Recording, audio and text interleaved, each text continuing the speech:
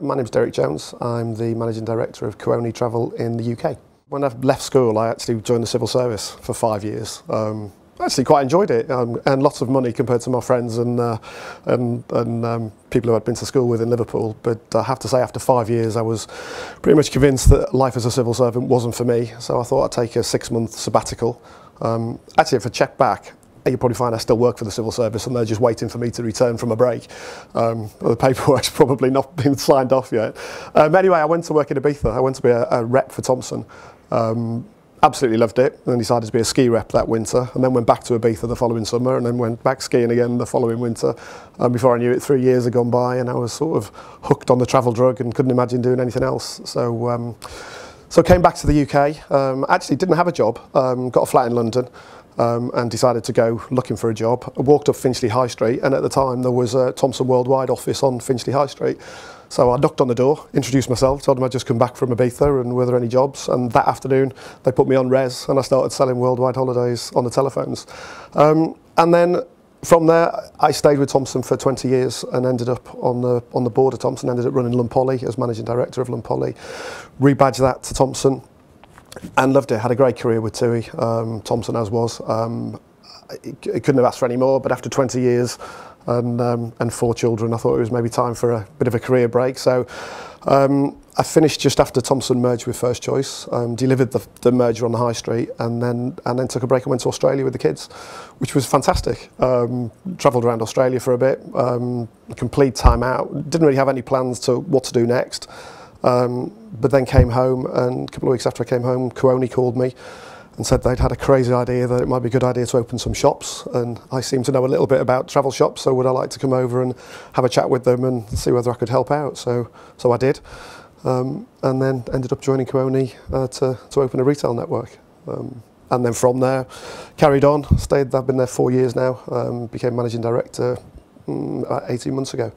So yeah, so it's a bit unusual. Yeah, started out going to Ibiza for a bit of fun and ended up having a 25-year career on the back of it. Actually, Kuoni globally is a huge business. We have fingers in lots of pies. I mean, actually, most of our business is around bed banks and destination management companies. Even though in the UK, Kuoni is very much perceived to be luxury long-haul tour operation. Actually, as a percentage of our total turnover, that's actually a relatively small part of what Kuoni does overall. But in the UK, we are, luxury long-haul tour operator. More recently, we've become a retailer. We've now got 21 shops, and we're being much more focused on the customer experience now as a B2C business. Trade remains very important to us. It's still half of our business and is growing, which is maybe counterintuitive against what some others have done. But we've got a good mix, good people, and a great business. I guess the big change at Kuoni is we've moved away from being very dependent on the trade as a distribution channel. The multiples used to sell 80% of all of our business, even as recently as 5 years ago. And we've substituted that for our own in-house retail, which is completely new and has completely transformed the business. But what that means is it gives us much more ownership of the customer interaction, the face-to-face service that we can provide. So to a large extent, we're moving from being a product-led organisation into being a service-led organisation. So for us, actually, the point of differentiation in the past would have been the product. 20 years ago, it would have been, we can get you the beds and the hotels in the Maldives. You know, the reality now is lots of people can get you those beds and holidays in the Maldives. What we can do is we can add value to that proposition, and we do that by relentlessly looking at that point of contact with the customer and making sure that we can add some value. So we've sort of changed our direction. We're now very customer focused. We now start with the customer. We understand what the customer's requirements are. We listen to our customers much more closely, and then we take that information and we build products to suit, whereas in the past it would have been the complete opposite of that. We'd have presented the product we have to the customer, and then persuaded them to pay for them. So it's an evolution of where we were, but I think going forward, it's more critical than ever that you have some clear point of differentiation. And if you're Thomson or Thomas Cook, that point of differentiation can be that you own the whole hotel experience. You can have 600 beds and you can clearly differentiate the in-resort experience. For us, with the volumes we send to each individual hotel, we can't really do that. So we have to find another point of differentiation. And for us, that's very clearly the service we give our customers, both in the sales process, post-sale, and managing lifetime relationships with them. Definitely a trend for, I say, more soft adventure. People have people have gone through their sort of life cycles. They've had the children. They're coming out the other side. Quite often they've got savings. They're not particularly impacted by the sort of recessionary activities that are impacting a lot of other people. They're not reliant on employment for income. So they've got time on their hands, and they want to spend that time discovering new places, undertaking new activities. And they are quite adventurous in terms of what they're prepared to do. And for us, that gives us a great opportunity in terms of repeat business, that we can pull people in and demonstrate to them what they can do safely and securely, and then push them into other destinations that maybe they hadn't considered. And there are people who are travelling 3-4 times a year on what I would call quite significant long-haul holidays now. And increasingly, I see that trend will continue, and we'll see more people coming in. I think our challenge is going to be to persuade the honeymooners, the younger 25, 30-year-olds, that actually we're not just there for the honeymoon. They don't have to wait 20 years before they book with us again. And we're starting to see that the shops are building better relationships. And we have to look at our product mix and what else we could sell. I mean, there's no reason why we can't sell cruises, European short-haul holidays, even UK breaks, so that we build up a longer term relationship with customers that is about every transaction, rather than just one at the beginning and one at the end. We need to fill the gap in the middle. There's probably nobody who's completely insulated. There's probably some very lucky people right at the very top of the food chain who are completely insulated, but they're not our customers, sadly. Now, I mean, it would be wrong to say that nobody, people are not affected by it. And also, I think even if you have the money in the bank and you want to treat yourself, I do think there's an atmosphere where you don't want to be seen to be throwing your money around. I mean, it almost seems a little bit inappropriate sometimes. So there's been a move away from the sort of what I would call the bling holiday, the one that is just about the glitz and the showing off and the look where we went and how much money we spend. And people don't tend to look at luxury in those terms anymore. Luxury is now the more established luxury. It is understated. It is quietly confident about what it does. And I think in that environment, people are much more relaxed about continuing to invest their money, because it seems like a wise choice. It's not just throwing your money around, it's a wise choice. It's investing your money in an experience in a way that you're going to get the most out of it. So, but I think everyone is impacted, and I think everyone counts the pennies. It's not always about what can you get the cheapest, which I think the travel industry sadly still focuses on way too much. It's not about who can be £10 cheaper, it's about who can add the best value for the amount of money that people are prepared to spend. And we do find regularly that budgets are elastic. People will come in and tell you what their budget is.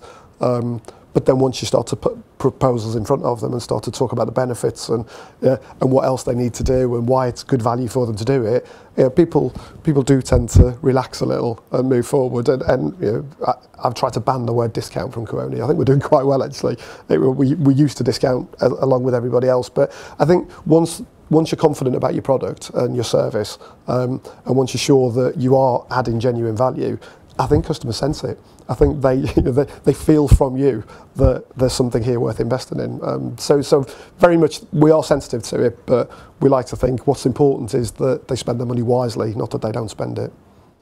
The two major challenges, I think, from a broader context. For the first one would be the environment and the sustainability of travel.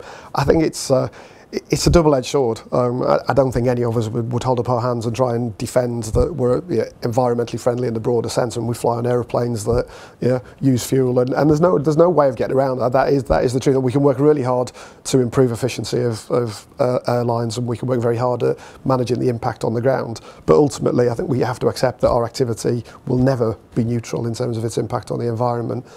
But then on the other side, I've always believed there's a huge social benefit in travel, both in terms of the benefits of the destination, but also just in terms of broadening minds and giving people experience of other cultures. And I think we have to focus on the positive, and we have to encourage people to travel, because it is an enhancing experience. And at the same time, we have to work hard to manage our image in the media, and particularly with politicians, in terms of the harm that we can be perceived to be doing to the environment.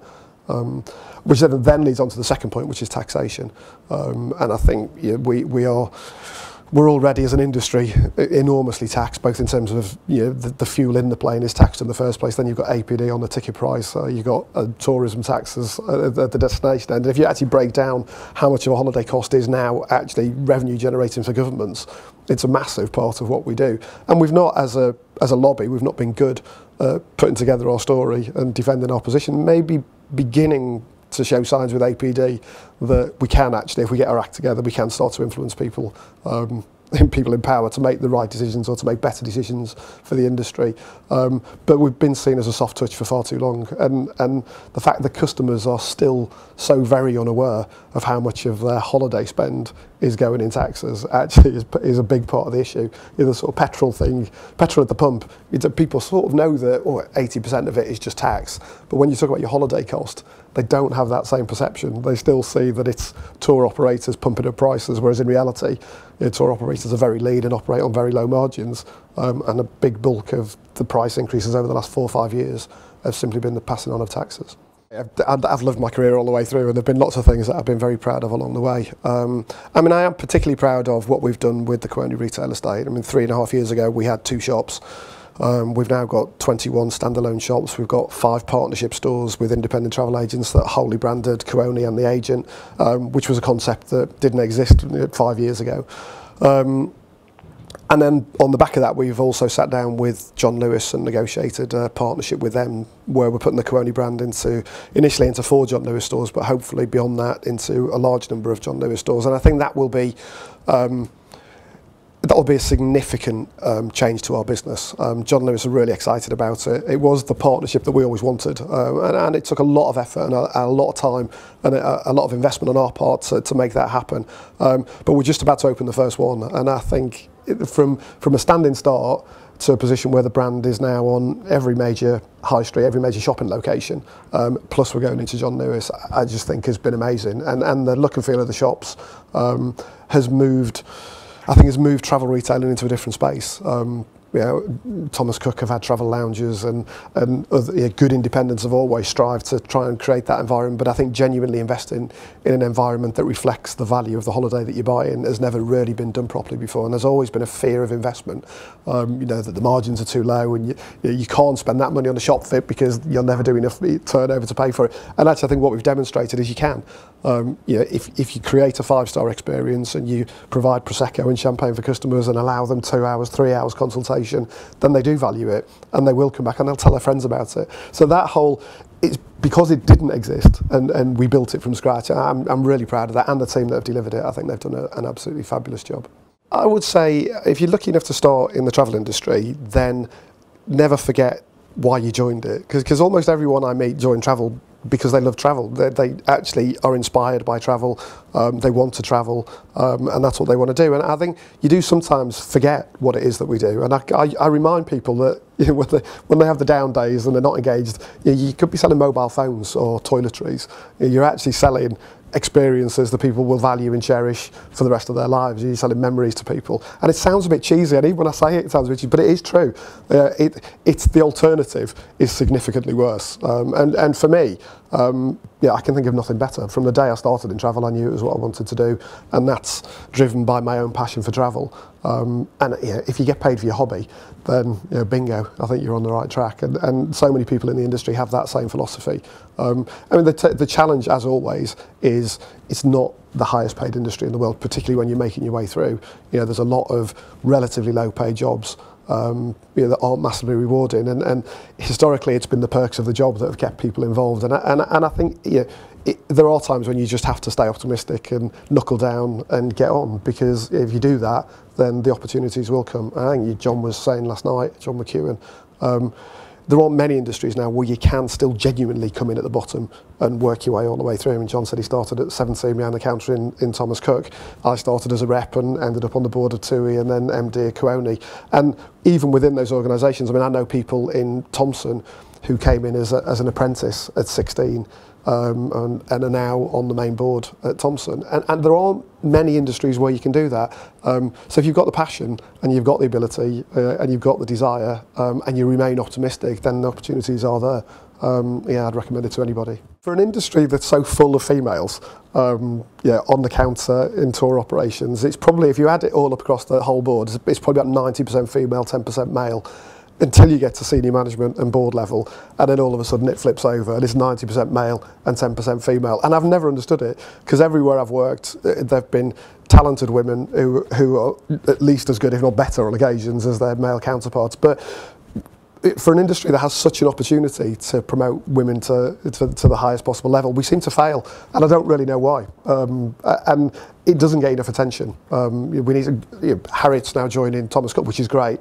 But I read the other day that in the last year there hasn't been a single female appointment to a FTSE 100 board. So it's not just travel that's got the problem, but I think somehow we need to put it on the agenda and start to talk about it more openly. And I'm not a believer in quotas or anything. I think you need them, because I think we've got talented people out there that can step forward.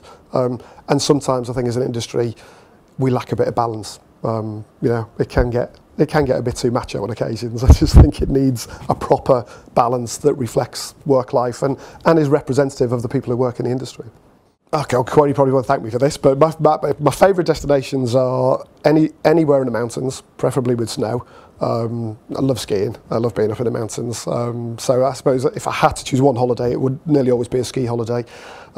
Second favourite would probably be in the mountains without snow, in the Lake District or Snowdonia, or somewhere I can put my boots on and go climbing, and get my hands on the rock is where I'd like to be. And then the third one is family. I've got a big family. We love going away. I mean, holidays are precious to us as they are to everybody else. We work hard and we're away a lot. So when you do have 2 weeks out, you want to spend it with your kids. So a villa in Mallorca with a pool where we can all just sit and chill out, relax, eat together, play together, dine together. I think they're the precious moments for us as a family that are important.